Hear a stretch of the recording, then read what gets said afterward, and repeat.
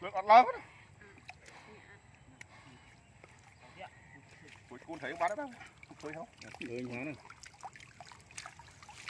Bán đấy. Cồn mê nữa. Cồn thấy phân của tôi mua xong.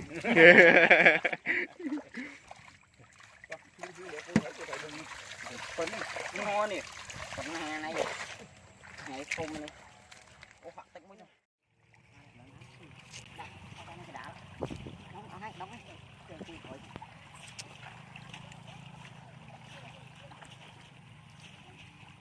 Nhưng mà ôm ăn scol, ôm gật cạn sọ. Nhưng coi mơ một ngày ôm scol, mồm hen trong máu.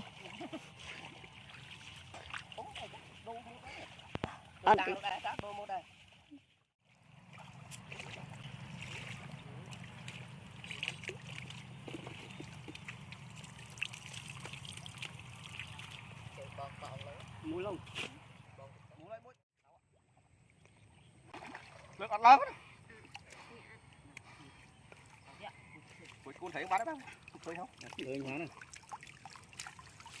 Bán đấy. Cồn mê nữa. Cồn thấy phân của tôi mua xong.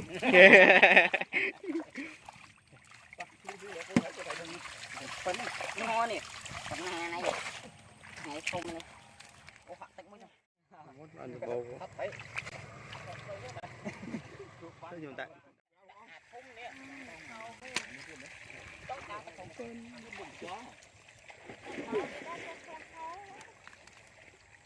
Đây,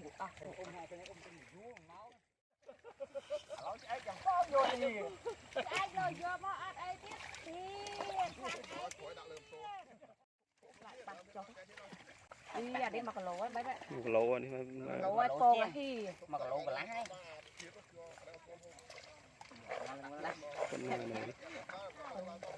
Chạy chạy bật nữa thôi. thấy chân bàn trắng ở đây vô tao thì tha thấy chồng. Sao mà anh? Quần nào đấy? Anh ấy quy mơn chìm tôi tối rồi.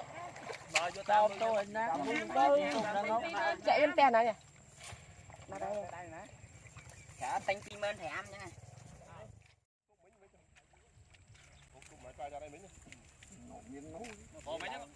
quay mặt chân nhá lạ.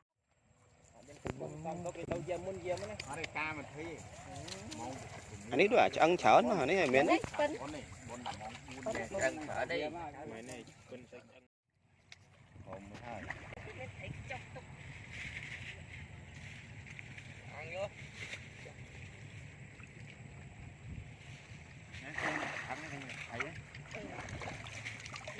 Mũi biết không? Làm Mũi chọc mũi. Thu thật chọc. Thật là cái cho. Phần cái cho thôm thúng. Cái dấu của con tháo đạn luôn. Điềm lại tao hay ăn. Tao tại anh nha. Tao tại anh phần tao đa mạp vô á hay. Crot. Buông hả nó. Đi vô thì slap từng vai. Đông. Đây đang đi hụt nè anh. đông. Nó đi tiền tục na cọp mình khai cái nào. Trên cát bằng nắng.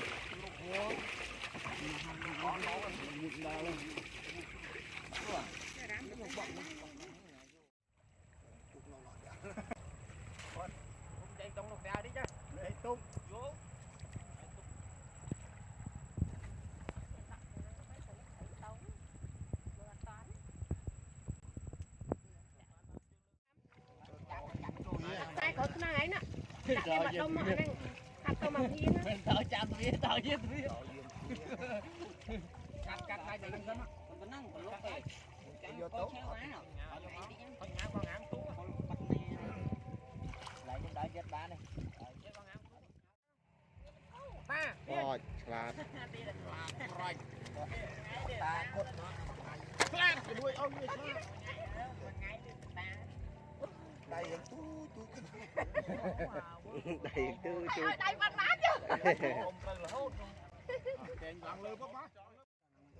chân mũi chặt co nó chặt về cho nó mới à. Đặt mặt cô rồi đó. Tao quá nhỉ. Tao. Cái thủng trắng nó đang thủng một cái hôn ngốc quá đấy. đã cho ta mà ra đây cái hộp ta chứ đây tiệt bánh phô Đấy làm lại sao đây.